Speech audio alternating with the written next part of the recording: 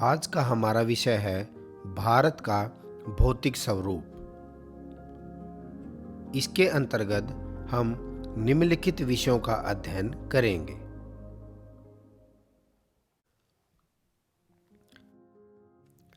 किसी स्थान की भू आकृति उसकी संरचना, प्रक्रिया और विकास की अवस्था का परिणाम है। भारत में धरातलीय विभिन्नताएं बहुत महत्वपूर्ण हैं। भारत की भौगोलिक आकृतियों को निम्नलिखित वर्गों में विभाजित किया जा सकता है। सबसे पहले भारत के सबसे उत्तर दिशा में हिमालय पर्वत श्रृंखला और उत्तर तथा उत्तरी पूर्वी पर्वतमालाएं।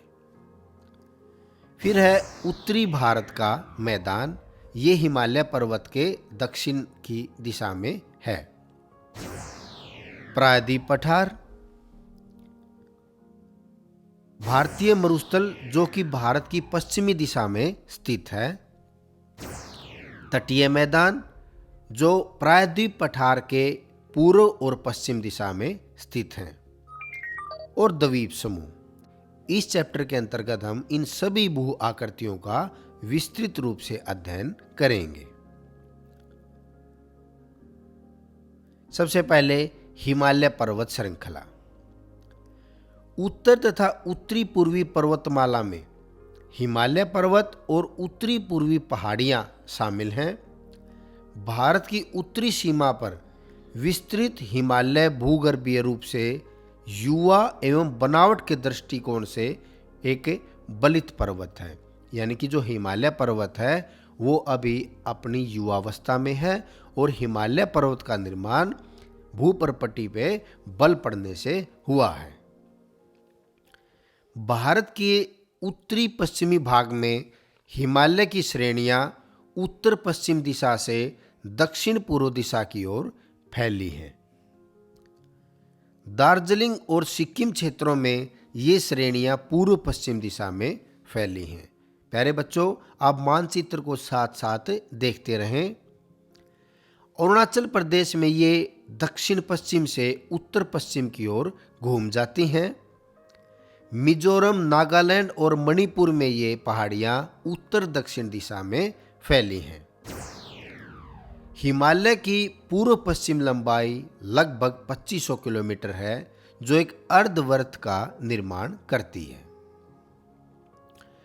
इसकी उत्तर से दक्षिण चौड़ाई कश्मीर में 400 किलोमीटर और अरुणाचल प्रदेश में लगभग 150 किलोमीटर है। हिमालय भारतीय उपमहाद्वीप तथा मध्य एवं पूर्वी एशिया के देशों के बीच एक मजबूत लंबी दीवार के रूप में खड़ा है, यानी कि हिमालय पर्वत भारत के लिए सुरक्षा का भी काम करता है। भारत के लिए हिमालय एक प्राकृतिक रोधक के साथ साथ जलवायु, अपवाह और सांस्कृतिक विभाजक भी है।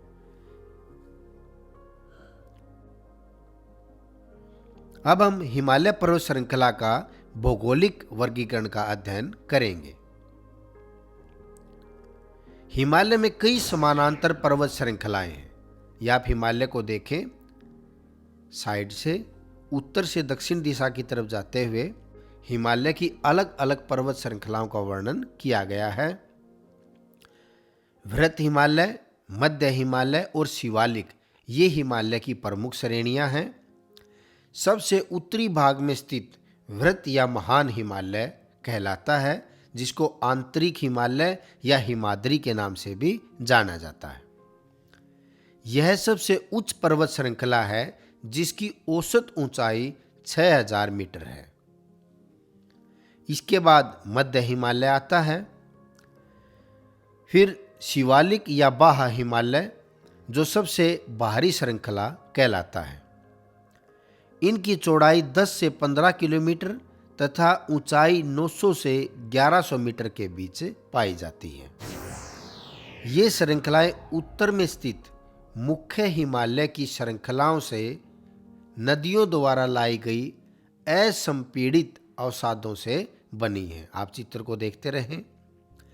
ये घाटियां बजरी तथा जलोढ़ की मोटी परत से ढकी हुई हैं।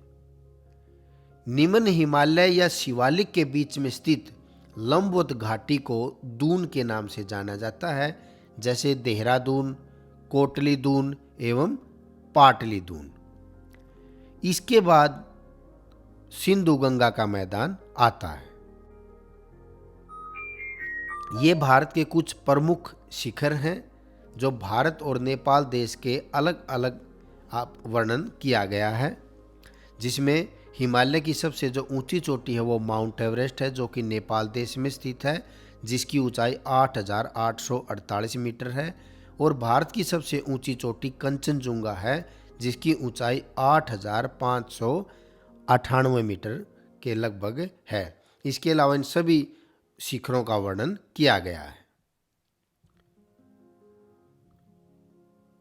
अब हम हिमालय पर्वत श्रृंखला का प्रादेशिक वर्गीकरण का अध्ययन करेंगे। हिमालय को पश्चिम से पूर्व तक नदी घाटियों की सीमाओं के आधार पर भी विभाजित किया जाता है, जिसमें सबसे पहले आता है कश्मीर या उत्तरी पश्चिमी हिमालय, जिसको पंजाब हिमालय के नाम से भी जाना जाता है। सिंधु नदी और सतलुज के मध्य 560 किलोमीटर तक इस विभाग का विस्तार है। आप अपने मानचित्र को देखें, सिंधु और सतलुज नदी के बीच का जो हिमालय का क्षेत्र है वो पंजाब हिमालय या कश्मीर या उत्तरी पश्चिमी हिमालय के नाम से जाना जाता है। यह विभाग कश्मीर और हिमाचल राज्यों में फैला है। इसकी प्रमुख पर्वत श्रेणियां हैं काराकोरम, लद्दाख, जास्कर और पीर पंजाल। झीलें डल तथा वुलर झील ये अलवणीय यानी कि मीठे पानी की झील हैं, और पांगांग सो और सोमुरिरी झील ये लवणीय जल की झीलें हैं। घाटी विश्व प्रसिद्ध कश्मीर घाटी इस प्रदेश के दक्षिणी भाग में स्थित है। घाटियों को दून कहा जाता है, जैसे जम्मू दून और पठानकोट दून। हिमानी दक्षिणी एशिया की महत्वपूर्ण हिमानी नदियां बल्टोरो और सियाचिन हैं। कुछ दर्रे भी हैं। दर्रे पहाड़ों के बीच से निकलने का रास्ते को बोला जाता है। वृहत हिमालय में जोजिला, जास्कर श्रेणी में फोटुला और लद्दाख श्रेणी में खरदुगला ये विशेष दर्रे हैं इस हिमालय में। सिंधु तथा इसकी सहायक नदियां झेलम और चेनाब इस हिमालय की प्रमुख नदियां हैं। और यहाँ पर वैष्णो देवी, अमरनाथ गुफा, चरारे शरीफ ये प्रसिद्ध तीर्थ स्थल हैं।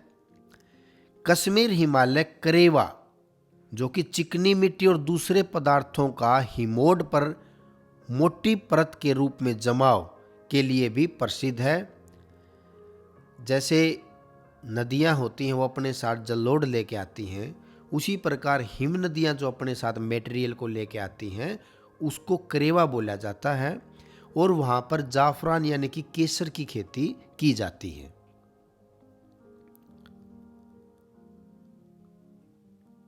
हिमाचल और उत्तराखंड हिमालय, जिसको कुमायूं हिमालय के नाम से भी जाना जाता है। हिमालय का यह हिस्सा पश्चिम में रावी, सतलुज और पूर्व में काली के मध्य 320 किलोमीटर की दूरी पर स्थित है। यानी कि सतलुज, रावी और काली नदी के बीच में कुमायूं हिमालय आता है। हिमालय की तीनों मुख्य पर्वत श्रेणियां वृहत हिमालय, लघु हिमालय और उत्तर दक्षिण दिशा में फैली शिवालिक श्रेणी इस हिमालय खंड में तीनों का जो एरिया है वो आता है। इस प्रदेश के अंदर बहने वाली नदियां रावी, व्यास और सतलुज, यमुना, गंगा की सहायक नदियां हैं। घाटियां चंडीगढ़ कालका दून, नालागढ़ दून, देहरादून, हरिके दून और कोटा दून। इसमें देहरादून सबसे बड़ी घाटी है, जिसकी लंबाई 35 से 45 किलोमीटर और चौड़ाई 22 से 25 किलोमीटर की है। यहाँ पर कुछ पर्वत नगर भी हैं। 1000 से 2000 मीटर ऊंचाई वाले पर्वत ब्रिटिश प्रशासन के लिए मुख्य आकर्षण का केंद्र रहे हैं, जिसमें धर्मशाला, मंसूरी, कसौली, अल्मोड़ा और रानीखेत आदि पर्वत नगर यहाँ पाए जाते हैं। केदारनाथ, बद्रीनाथ, हेमकूट साहिब तथा प्रसिद्ध फूलों की घाटी भी इसी पर्वतीय क्षेत्र में स्थित है। यहाँ गंगोत्री और यमुनोत्री हिमानियाँ भी हैं। गंगोत्री से गंगा नदी और यमुनोत्री से यमुना नदी निकलती है। प्रयाग, प्रयाग किसे बोला जाता है? दो नदियों के मिलने का स्थान, जिसको हम नदी संगम भी बोलते हैं। यहाँ पर प्रयाग भी पाए जाते हैं, जहाँ पर दो अलग अलग नदियाँ आके मिलती हैं। यहाँ प्रमुख रूप से 5 प्रसिद्ध प्रयाग हैं: विष्णु प्रयाग, नंद प्रयाग, कर्ण प्रयाग, रुद्र प्रयाग और देव प्रयाग, जहाँ पर अलकनंदा और भागीरथी नदी मिलती हैं और उससे आगे फिर वो गंगा नदी कहलाती है।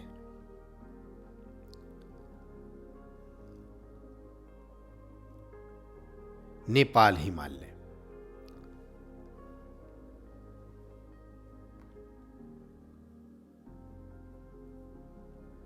यह काली और तीस्ता नदियों के बीच 800 किलोमीटर की दूरी में फैला है। इसका अधिकांश भाग नेपाल में होने के कारण इसे नेपाल हिमालय कहा जाता है। हिमालय का सबसे ऊंचा भाग यही हिमालय है। एवरेस्ट पर्वत शिखर यहीं पर स्थित है। आप मानचित्र में देखें, ये स्थिति है एवरेस्ट पर्वत शिखर की।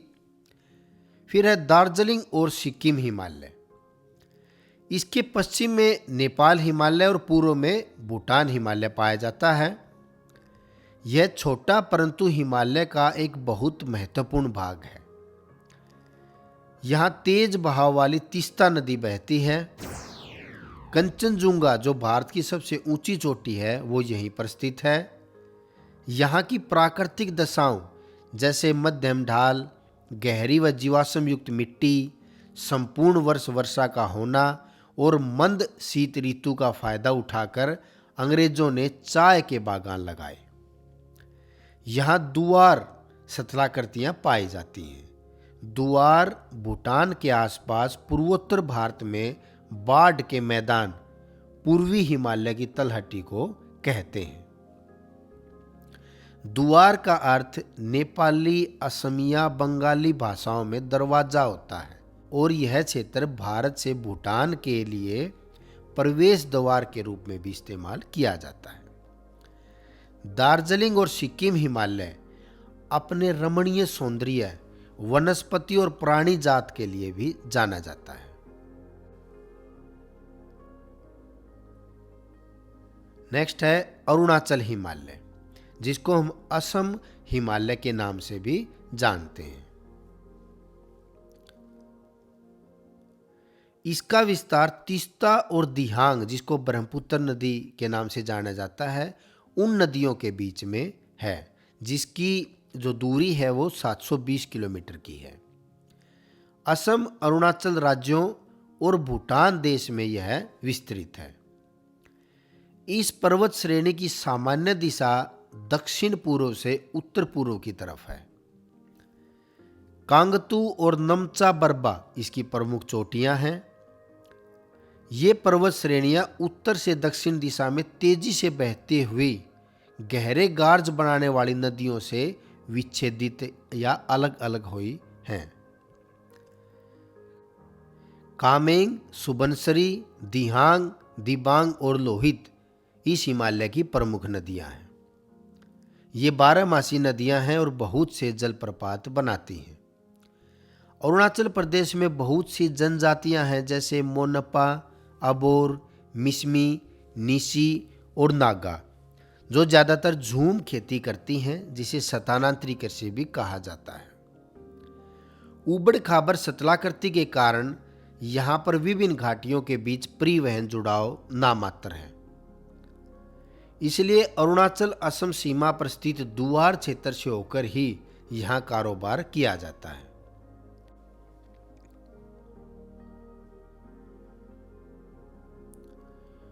पूर्वी पहाड़ियां और पर्वत।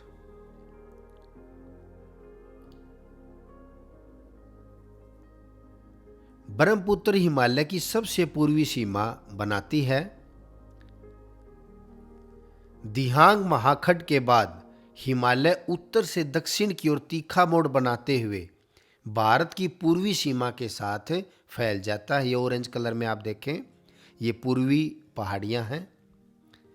इन्हें पूर्वांचल या पूर्वी पहाड़ियां और पर्वत श्रृंखलाओं के नाम से जाना जाता है।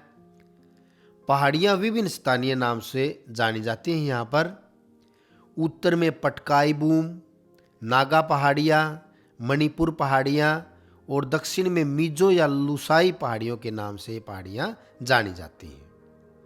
यहाँ अनेक जनजातियाँ झूम या स्थानांतरी कृषि करती हैं। झील मणिपुर घाटी के नजदीक लोकताल झील है। बराक मणिपुर मिजोरम राज्य में। नागालैंड में बहने वाली ज़्यादातर नदियाँ ब्रह्मपुत्र नदी की सहायक नदियाँ हैं। इसके अलावा मेघना तथा चिंदवी नदी भी यहाँ पर बहती है।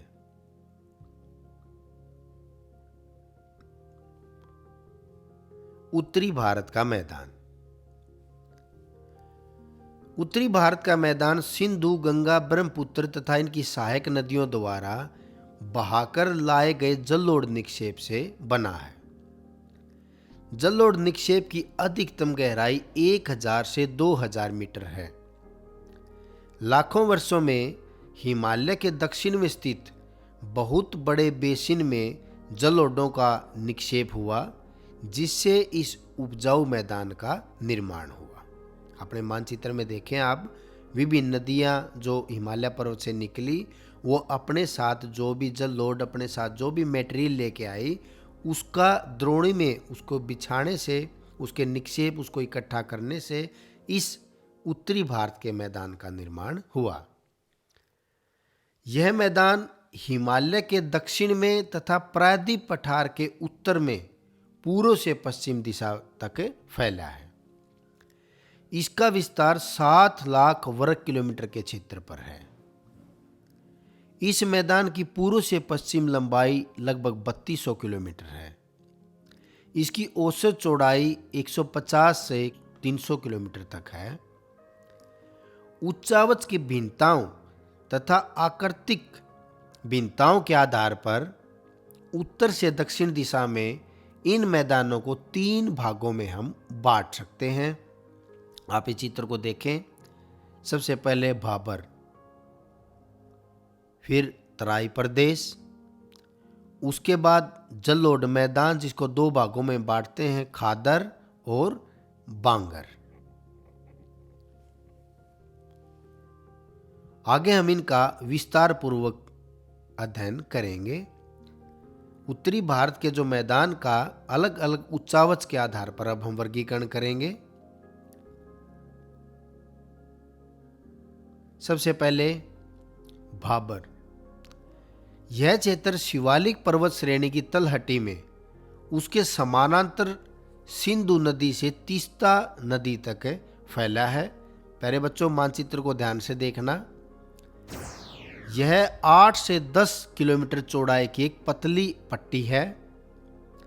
हिमालय से निकलने वाली नदियां शिवालिक के ढालों से जब वो नीचे आती हैं तो भारी जल भार जैसे बड़े सैल यानी कि चट्टानों के टुकड़े, गोलाशम, कंकर पत्थर, रेत, बजरी वहां पर वो जमा कर देती हैं।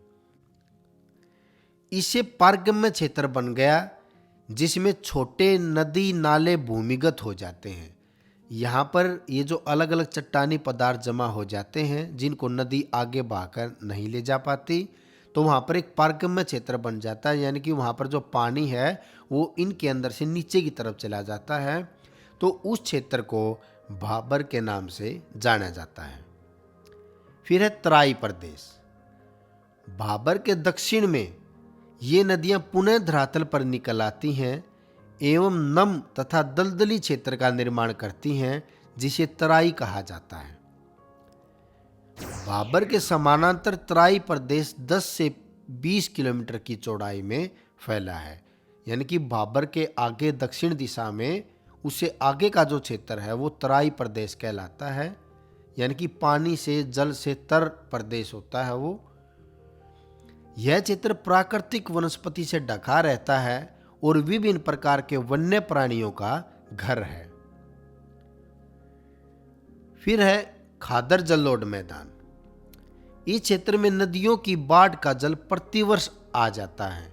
ये वो क्षेत्र होते हैं जहां पर नदियां हर वर्ष बाढ़ लेके आती हैं और उनके साथ मिट्टी के महीन कण आके मैदान में बिछ जाते हैं। फलस्वरूप हर साल मिट्टी की एक नई परत बिछ जाती है। यह क्षेत्र भूमिगत जल का भंडार है तथा इसकी उपजाऊ शक्ति में प्रतिवर्ष वृद्धि भी होती रहती है, क्योंकि हर वर्ष नई मिट्टी की परत इसमें बिछती रहती है। फिर है बांगर जलोढ़ मैदान, जहां नदियों की बाढ़ का पानी नहीं पहुंच पाता।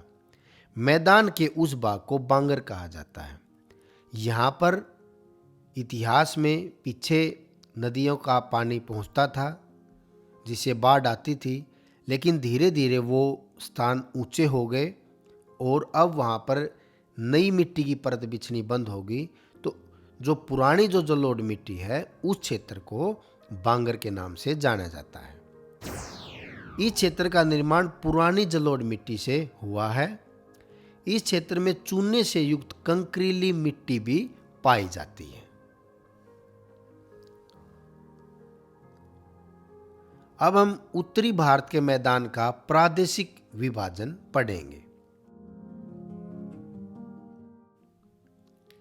सबसे पहले पंजाब सिंध का मैदान।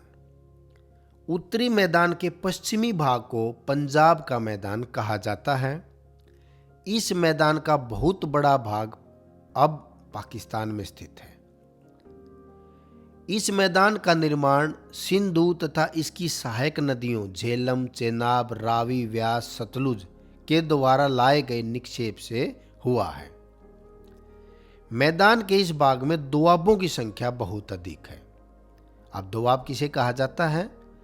दोआब, इसमें जो आब है वो फारसी भाषा का शब्द है जिसका अर्थ है पानी। दो नदियों के बीच के भाग को दो आब यानी कि दो पानी के बीच का भाग, दो नदियों के बीच का भाग। और इसी आधार पर जो हमारे देश का एक राज्य है पंजाब, उसका नाम भी इसी आधार पर पड़ा है। पांच पानी, पांच नदियों का प्रतीक सिंधु, झेलम, चेनाब, रावी, व्यास और सतलुज। फिर है गंगा का मैदान। इसका निर्माण गंगा, यमुना, गोमती, गंडक आदि नदियों के द्वारा बहाकर लाए गए अपर्दित पदार्थों से हुआ है। प्रायद्वीप पठार की ओर से भी बहकर आने वाली चंबल, सिंध, बेतवा, केन और सोन नदियों का भी इस मैदान को बनाने में योगदान है।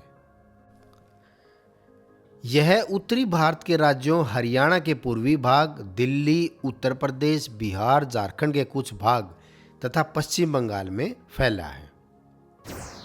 ब्रह्मपुत्र का मैदान। इसका निर्माण ब्रह्मपुत्र और उसकी सहायक नदियों द्वारा बहाकर लाए गए अपर्दित पदार्थों से हुआ है। इसका विस्तार असम में धुबरी से सदिया तक है। अब हम पढ़ेंगे प्रायद्वीप पठार के बारे में। प्रायद्वीप पठार तिकोने आकार वाला कटा फटा भूखंड है जिसकी ऊंचाई 600 से 900 मीटर तक है। उत्तर पश्चिम में दिल्ली अरावली विस्तार, पूर्व में राजमहल पहाड़ियाँ, पश्चिम में गिर पहाड़ियाँ और दक्षिण में इलायची कार्डामम पहाड़ियाँ प्रायद्वीप पठार की सीमाओं को निर्धारित करती हैं। उत्तर पूर्व में शिलोंग तथा कार्बी एंगलोंग पठार भी इसी भूखंड का विस्तार हैं। प्रायद्वीप भारत अनेक प्रकार के पठारों से मिलकर बना है, जैसे हजारीबाग पठार, पालायू पठार, रांची पठार, मालवा पठार, कोयम्बटूर पठार और कर्नाटक पठार। सामान्य तौर पर प्रायद्वीप की ऊंचाई पश्चिम से पूर्व को कम होती चली जाती है, जिसका प्रमाण यहाँ की नदियों के बहाव की दिशा से भी मिलता है। यानी कि ज़्यादातर जो प्रायद्वीप पठार है उसकी जो ऊंचाई है वो पश्चिम दिशा की तरफ वो ज़्यादा ऊंचा है और पूर्व की तरफ जाते जाते उसकी ऊंचाई कम होती जाती है। प्रमुख स्थलाकृतियाँ: टार, बलाक पर्वत, भ्रंश घाटियाँ, पर्वत स्कंद, नगन चट्टान संरचना, टीकरी पहाड़ी श्रृंखलाएं और क्वार्जाइट भित्तियां शामिल हैं जो प्राकृतिक जल संग्रह के स्थल हैं। मिट्टी: पठार के पश्चिमी और उत्तर पश्चिमी भाग में मुख्य रूप से काली मिट्टी पाई जाती है। प्रायद्वीप पठार के अनेक हिस्से भू उत्थान व निमज्जन, भ्रंश और विभंग निर्माण प्रक्रिया के अनेक पुनरावर्ती दौर से गुजरे हैं। प्रायद्वीप पठार बहुत प्राचीन स्थलाकृति होने के कारण अलग अलग भू आकृति जो प्रक्रियाएं हैं उनसे ये गुजरा है। पुनरावर्ती क्रियाओं के क्षेत्रीय विभिन्नता के कारण ही प्रायद्वीपीय पठार पर धरातलीय विविधताएं पाई जाती हैं।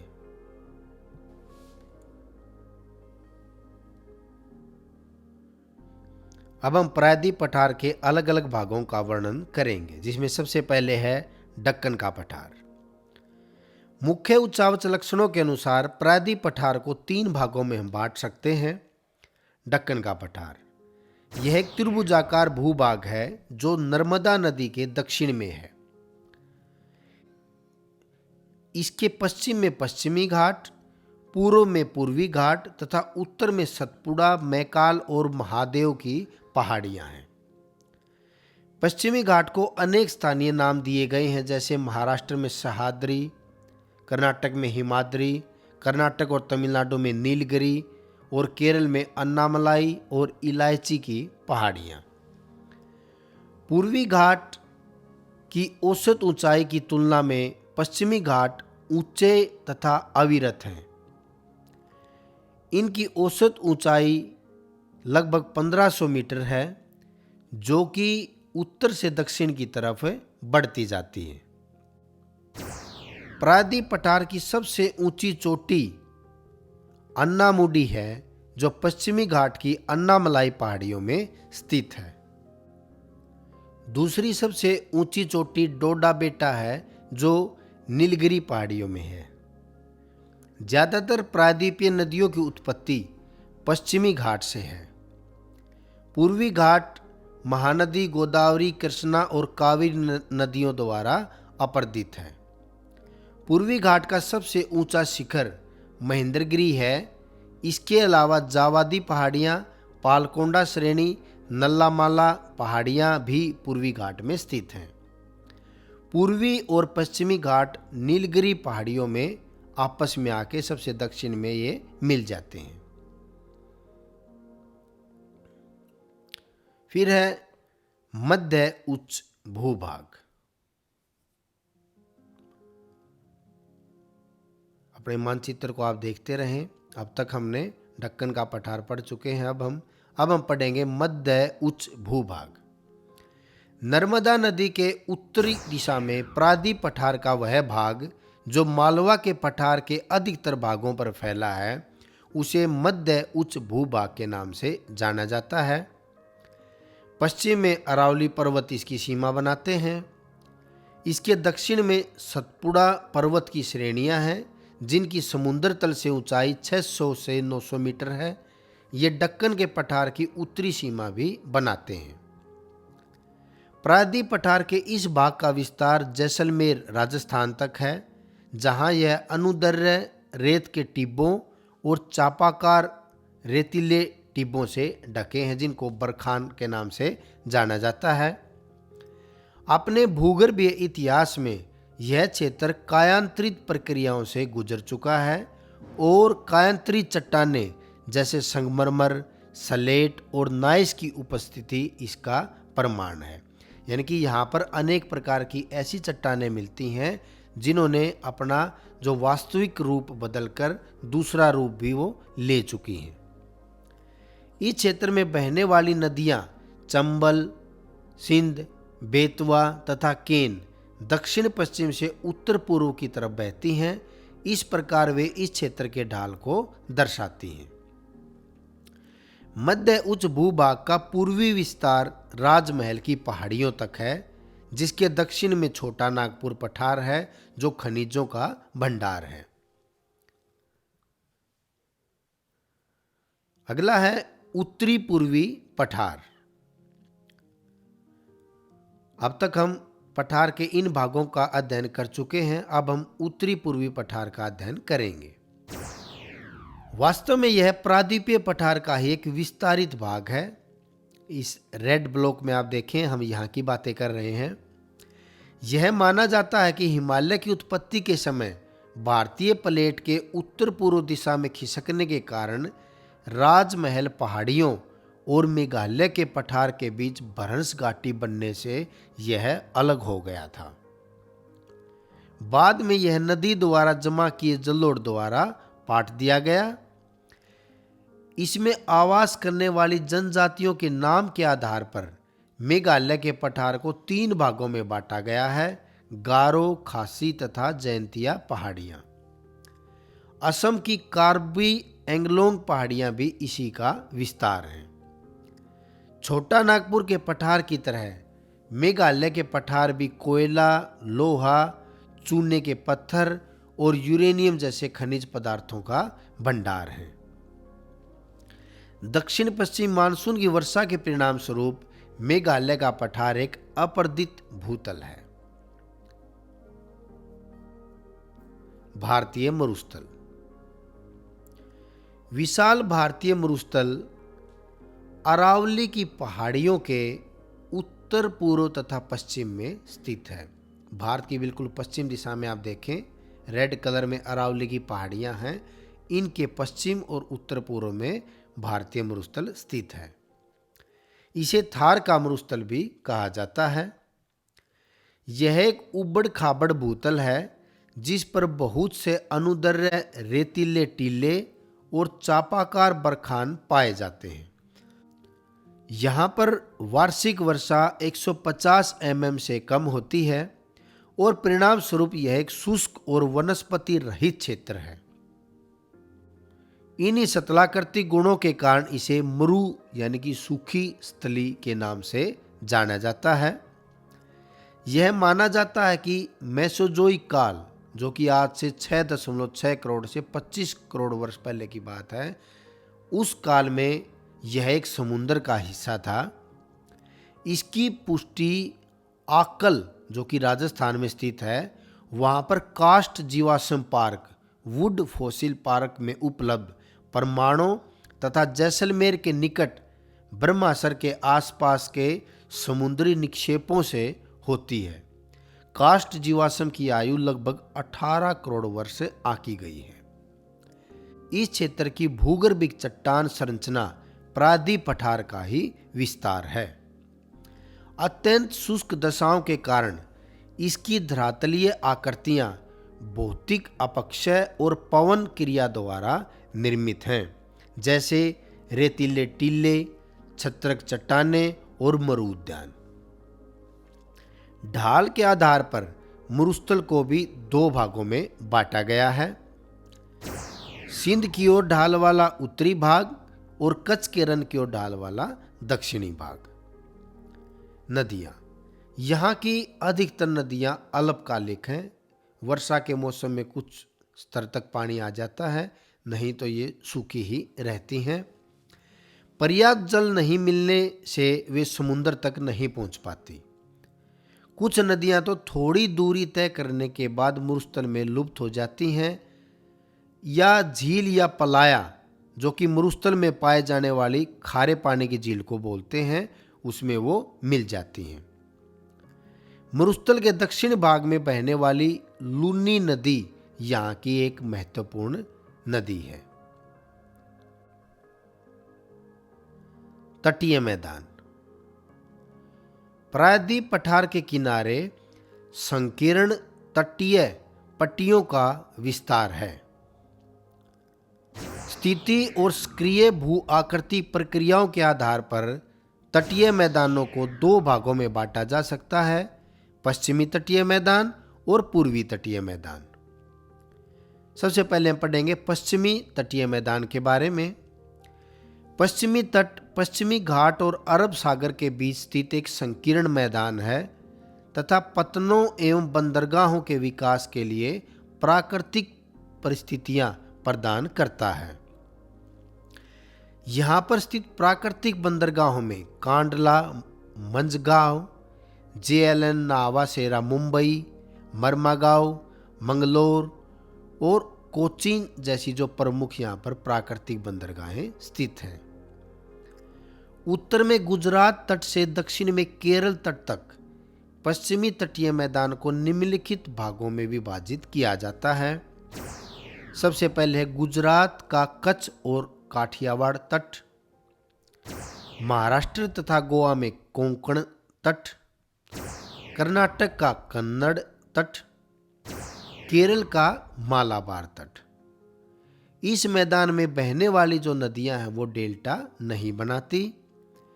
मालाबार तट की विशेष सतलाकृति कयाल, जिसको बैक वाटर्स बोलते हैं, जिसे मछली पकड़ने और अंतःस्थलीय नौकायन के लिए प्रयोग किया जाता है और पर्यटकों के लिए विशेष आकर्षण का केंद्र है। कयाल एक ऐसी जगह को बोला जाता है जहां पर महासागर का सागर का जो पानी है वो सतल भाग की तरफ इकट्ठा हुआ होता है। केरल में हर वर्ष प्रसिद्ध नेहरू ट्रॉफी वल्लाम काली एक नौका दौड़ का आयोजन पुन्नामदा कयाल में किया जाता है। अब हम पूर्वी तटीय मैदान के बारे में अध्ययन करेंगे। बंगाल की खाड़ी के साथ विस्तृत मैदान चौड़ा और समतल है। उत्तरी भाग में इसे उत्तरी सरकार तथा दक्षिणी भाग को कोरोमंडल तट के नाम से जाना जाता है। पूर्व की ओर बहने वाली और बंगाल की खाड़ी में गिरने वाली नदियां यहां लंबे चौड़े डेल्टा बनाती हैं। इसमें महानदी, गोदावरी, कृष्णा और कावेरी इन नदियों के डेल्टा शामिल हैं। आप अपने मानचित्र में देखें नदियों को। उभरा तट होने के कारण यहां पतन और पोताश्रों की जो संख्या है वो कम है। यहां पर महाद्वीपीय शैल की चौड़ाई 500 किलोमीटर है, जिसके कारण यहां पतनों और पोताश्रों का विकास मुश्किल है। चिल्का झील पूर्वी तट पर स्थित एक महत्वपूर्ण भूलक्षण है। द्वीप समूह।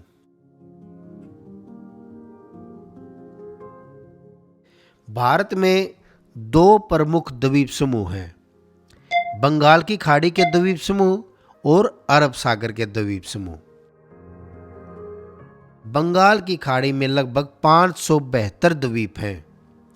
ये द्वीप 6 डिग्री उत्तर से 14 डिग्री उत्तर तथा 92 डिग्री पूर्व से 94 डिग्री पूर्वी देशांतर के बीच स्थित हैं। ये द्वीप आकार में बड़े हैं तथा समुद्र में जलमग्न पर्वतों का हिस्सा हैं। बंगाल की खाड़ी के द्वीपों को 2 श्रेणियों में बांटा जा सकता है, उत्तर में अंडमान और दक्षिण में निकोबार। इन द्वीप समूह में पाए जाने वाले पौधे एवं जंतुओं में बहुत अधिक विविधता है। कुछ छोटे द्वीपों की उत्पत्ति ज्वालामुखी से भी हुई है, जिसमें बैरन द्वीप भारत का एकमात्र जीवंत ज्वालामुखी निकोबार द्वीप समूह में स्थित है। यह द्वीप असंगठित कंकर, पत्थरों और गोलाश्मों से बना हुआ है। अरब सागर के द्वीप समूह। अरब सागर के द्वीपों को लकाद्वीप, मिनिकॉय तथा एमिन द्वीप के नाम से जाना जाता था। 1973 में इनका नाम लक्षद्वीप रखा गया। ये द्वीप 8 डिग्री उत्तर से 12 डिग्री उत्तरी अक्षांश तथा 71 डिग्री पूर्व से 74 डिग्री पूर्व देशांतर के बीच बिखरे हुए हैं। यहाँ 36 द्वीप हैं, इनमें से 11 पर मानव का बसाव है। मिनिकॉय सबसे बड़ा द्वीप है, जिसका क्षेत्रफल 453 वर्ग किलोमीटर है। पूरा द्वीप समूह 10 डिग्री चैनल यानी कि 10 डिग्री की जो अक्षांश रेखा है उसके द्वारा दो भागों में बांटा गया है। उत्तर में अमिनी द्वीप और दक्षिण में कनानोरे द्वीप।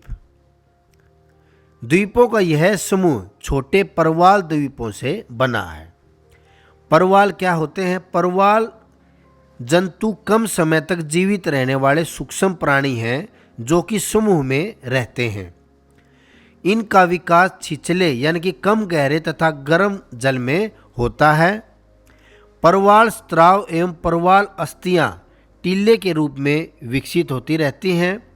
ये 3 प्रकार के होते हैं: परवाल रोधिका, तटीय परवाल भित्तियां, परवाल वलय द्वीप। इस द्वीप समूह पर तूफान निर्मित पुलीन है यानी कि जिनको हम बीच बोलते हैं, जिस पर अभद्र गुटिकाएं, शिंगिल तथा गोलासम पूर्वी समुद्र तट पर पाए जाते हैं। इस चैप्टर के मुख्य क्वेश्चन इस प्रकार से हैं: भारत की भू आकृति का वर्णन कीजिए। हिमालय पर्वत, उत्तरी भारत का मैदान, प्रायद्वीप पठार, भारतीय मरुस्थल, तटीय मैदान, द्वीप समूह, इन सब का मानचित्र की सहायता से वर्णन कीजिए। इस तरह के अन्य वीडियो देखने के लिए आप मेरे चैनल को सब्सक्राइब कर सकते हैं। आपने इस वीडियो को देखा, इसके लिए धन्यवाद।